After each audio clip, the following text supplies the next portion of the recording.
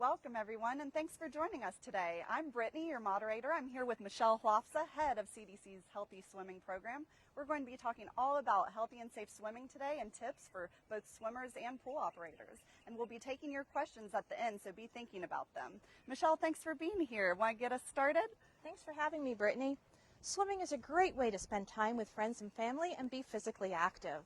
And with summer upon us, this is a great time to be talking about how we can help ourselves and our loved ones stay healthy and safe in and around the water.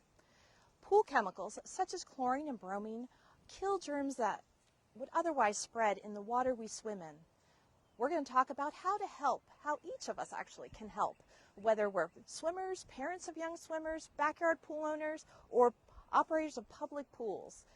We're going to all work together to keep that mix of pool chemicals in the water healthy and safe. So you're not just talking about pool operators. You're saying you and I, regular swimmers, can help keep the mix safe? Exactly. Swimmers, parents of young swimmers like you and I, we can take steps to make sure we keep pee, poop, sweat, and dirt out of the water. This is important because pee, poop, sweat, and dirt mix with chlorine, and this causes two problems. One, it decreases the amount of chlorine available to kill germs, and two, it creates a chemical that makes our eyes all red and itchy and can cause asthma attacks. Oh, so it's not the chlorine making your eyes red and itchy then? No, it's not the chlorine itself. It's the chlorine mixed with what we swimmers bring into the water. So what are some ways to make sure we're not bringing that sweat and dirt and pee into the water? There are three important steps we can all take. Shower before you get into the water. Rinsing for just a minute gets most of the sweat and dirt off of the skin, so it's not rinsing off in the water. 2, never pee or poop in the water. And 3, take young kids on bathroom breaks or check their diapers every hour. Change diapers in the bathroom or diaper changing area, not at the water side. So what if you own a pool in your backyard or at your home? What are some things you can do? Well, a great thing to do if you're a backyard pool owner is to make sure you read and follow the directions on pool chemical product labels. All the safety information you need is on there. To protect yourself, wear safety equipment like masks, goggles, or gloves. What safety equipment you need is on the product label. Also, keep those chemicals away from young kids and teens. Wow. How common is it to get hurt from pool chemicals?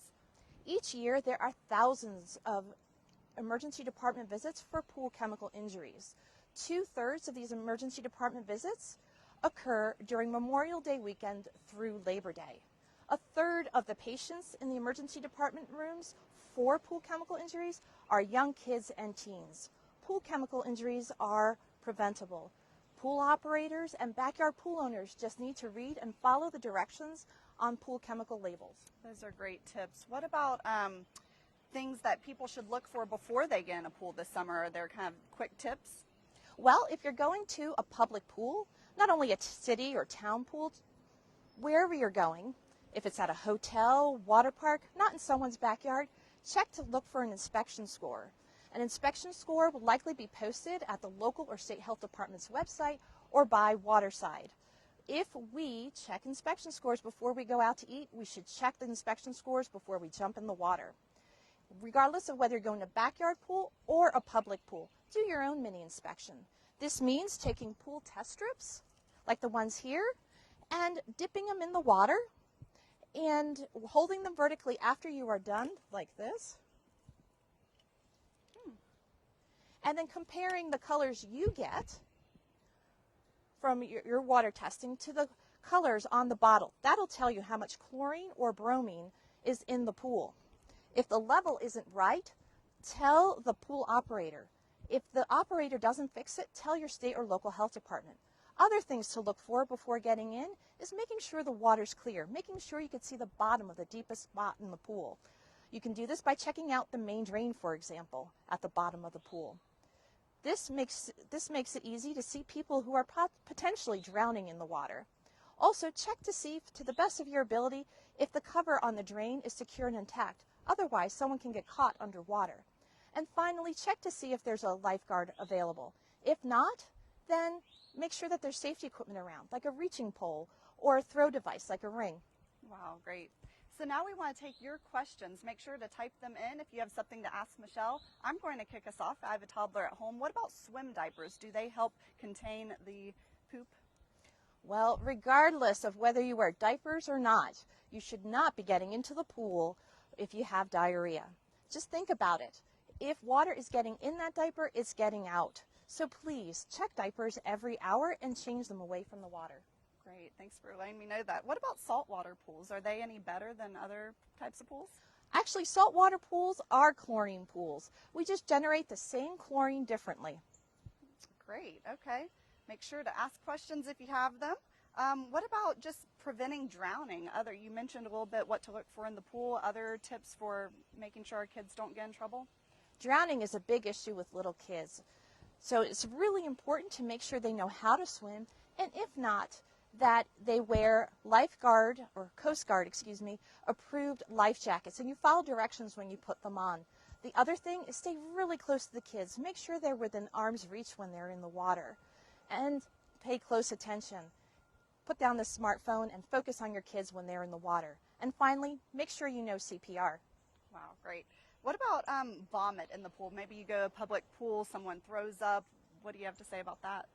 A lot of times when little kids vomit in the pool, it's about them drinking too much water. If there's nothing in the vomit, it's unlikely to have germs in it. If there is something in the vomit in the pool, well, at that point, you have to treat the water. Everyone out, and the pool operator has to do their thing. Gotcha. Well, what if you feel like there's consistent problems at a pool? How do you maybe report that? If you have consistent problems at your public pool, talk to the pool operator, talk to the staff. If they don't fix the problem, go to your state or local health department. Okay, great, great. What about blood? Are there germs in blood, and does chlorine kill that? Chlorine kills most germs in our blood pretty quickly, but pools don't spread germs that infect our blood very well. Gotcha. At all, actually. Really? Well, what about if you pee in the pool, sometimes people think the water will turn blue because there's some chemical in there. Is that true? That's actually an urban legend. There is no chemical that detects pee in the pool. Gotcha. Now, what about if you live in a neighborhood and maybe there's an abandoned pool? Should you report that? Well, abandoned pools are a big problem. The first thing that they present is a drowning problem. Kids could slip under the water and no one knows because they're all green and mucky and you can't see down into the water. The other thing is they're a great breeding ground for mosquitoes. So if you have a problem with an abandoned pool in your town, let your health department know. Great, thank you. I think we're almost out of time. Do you have some final words about healthy swimming? We want everyone to have a great and safe summer, and it's all about swimming healthy. Great. Well, Michelle, thanks so much for your time, and thank you all for joining us. If we didn't get to your questions, we'll make sure to answer them later today. And for more information, visit cdc.gov/healthyswimming. Thanks so much.